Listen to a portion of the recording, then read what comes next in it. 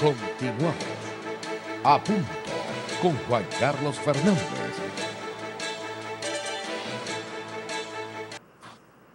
Amigos míos, y esta reflexión llega a todos ustedes gracias a Sol Fresh, limpieza que provoca.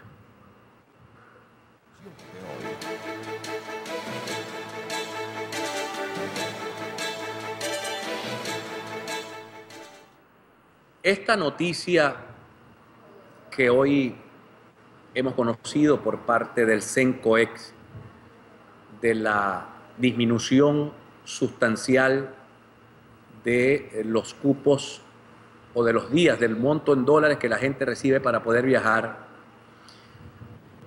En un país, o sea, en Venezuela, eso no debería tener un impacto tan exagerado como el que tiene. No debería tener un impacto tan exagerado como el que tiene, aun y cuando viajar a dólares de mercado libre es prácticamente imposible para mucha gente. El tema de los cupos electrónicos tiene un impacto importante porque es más común que la gente tenga un cupo electrónico y se compre una cosa y la lleve a Venezuela. Ahora, en el fondo de todo esto, ¿qué es lo que hay? En el fondo de todo esto, mis queridos amigos, el impacto de la noticia es porque en Venezuela la mitad de la economía funciona debajo de la mesa, lo que llaman los economistas la economía sumergida. Por ejemplo, una señora vendía su cupo electrónico. Voy a decir una cosa, yo no sé si es bueno o malo. A mí no me vengan a hablar estos tipos de moral y de inmoralidad. La señora tiene un cupo electrónico y su única fuente de ingresos es el salario de su esposo, que gana 6.100 bolívares, salario mínimo. Y la señora tiene un cupito de $300 y lo vendía en 60.000 bolívares hasta la semana pasada, que los estaban vendiendo en 60.000 bolívares. La señora conseguía con ese cupito 10 salarios mínimos del de su esposo. ¿Y qué hacía con ese cupito y el salario mínimo de su esposo? Trataba de completar el ñame, como decimos por allí. El ñame, la jama, como dicen los cubanos. La gente que viajaba para raspar el cupo, ¿ustedes creen qué hacían con eso? Se compraban camionetas 4x4, se remodelaban o compraban casas nuevas, un carrizo. Iban para el supermercado, estiraban esos cobritos hasta alcanzar, porque la gente, vean las colas del Bicentenario, mis queridos amigos, en este momento. El venezolano vive en esa vaina permanentemente. Déjenme ver, porque es que hace unos minutos me enviaron unas fotos del Bicentenario, de lo que está pasando allí, y es una cosa vergonzosa. La gente vive en eso. El pobre de este país vive en eso. Ahí está, en eso vive la gente. Ahí ustedes pueden ver, esa es la cola, esos son nuestros venezolanos. Muchos de ellos están ahí haciendo la cola porque vendieron el cupito. El muchacho que está, yo no sé si ustedes conocen una carretera que se llama La Paila Negra. La Paila Negra, cuando usted va para el Moján, para no meterse por dentro del pueblo, cruza a la derecha y no pasa por el Moján, sino que pasa por una vía que la llaman La Paila Negra, los mojaneros. Eso está lleno de muchachitos con pimpinas vendiendo gasolina. ¿Ustedes creen que esos son contrabandistas? ¿O son pelabolas que sobreviven ahí aguantando sol como una teja para vender una pimpinita de gasolina a alguien que necesita llevársela para que el carro siga circulando? En Cuba, me dicen amigos míos, que hay gente que cría un cochino en la sala de su casa para que nadie sepa que tienen un cochino. Porque si el Estado sabe que tienen un cochino y que lo van a matar para comérselo, esa persona va presa, va a la cárcel.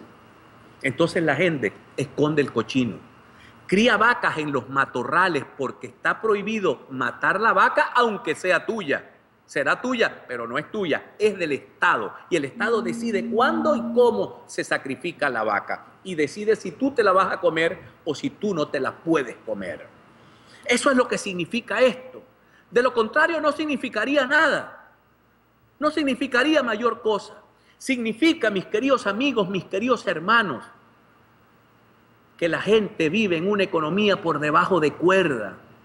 Esa economía que bien conocen los sectores populares más deprimidos de la población hace muchos años. Usted va al barrio, yo no sé, dame un nombre de barrio, porque si digo el último peo, ya a lo mejor ya le metieron electricidad. Pero usted va para los Bucares, al fondo de los Bucares, donde vive la Maracaibo pobre en la miseria, y usted ve los moños de cable, de luz de contrabando que van hacia aquella ranchería que está allá al fondo. Esos han vivido toda la vida robándose la electricidad porque no la pueden pagar y porque el gobierno no les hace las acometidas eléctricas. Esos sí conocen lo que es la economía sumergida. Ese muchacho que está parado en Circunvalación 2 en este momento con amparo, con un trapito en el brazo y un frasquito con agua jabonosa para limpiar un parabrisas para que le sueltes un bolívar.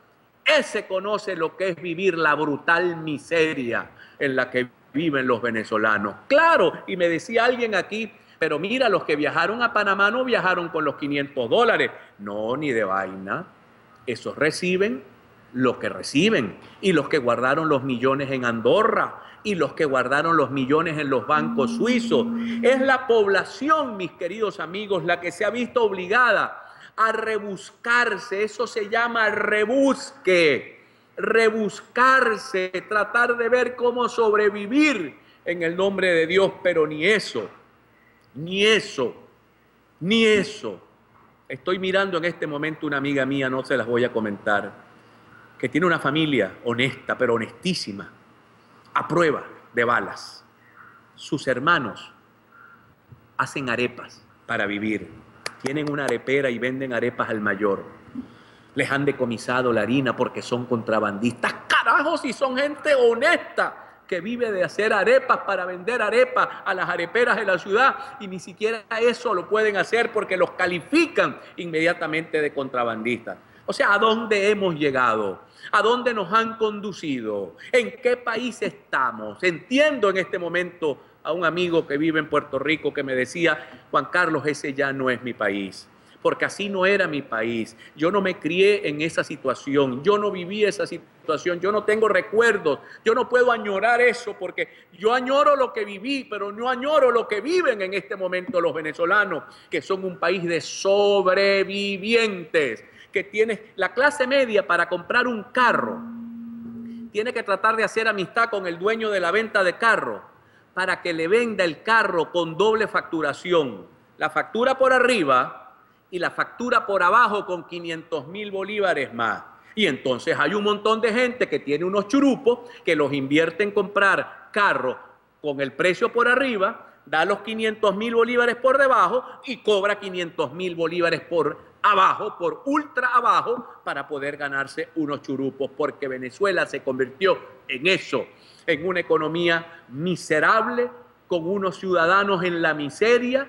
Aunque tengas plata, vives en la miseria, porque la miseria no solamente es no tener dinero, la miseria es no tener sueños, la miseria es no tener esperanza, la miseria es ver el futuro oscuro para ti y para tus hijos. Por eso esos pilotos de la aviación civil se quieren ir de Venezuela. ¿Cómo no se van a querer ir si un piloto es apreciado en cualquier lugar del mundo y puede conseguir empleo en cualquier lugar del mundo? Pero esa es la realidad, mis queridos amigos, y que esas firmitas, eso duró como decía mi viejo padre, buche y pluma como la gallina flaca. La realidad está aquí, la realidad es la que están viviendo los venezolanos, esa realidad que necesita ser cambiada, mis queridos amigos, porque el país, mis queridos amigos, el país ya no es lo que era. Yo no sé si lo va a volver a ser, pero ojalá que a los venezolanos seamos ese bravo pueblo que dice el himno nacional. Ojalá que nos quede en el fondo del alma, del espíritu, eso que llamaron los libertadores el bravo pueblo. Porque en este momento el bravo pueblo tiene una pata puesta en el cogote, haciendo cola como un miserable para comprar algo de comida. Y otros queriendo huir del país, ya muchos sin poder hacerlo. Hay que reaccionar, mis queridos amigos, ante estas cosas. Identificamos. Ya regresamos. Ya regresamos. A punto con Juan Carlos Fernández.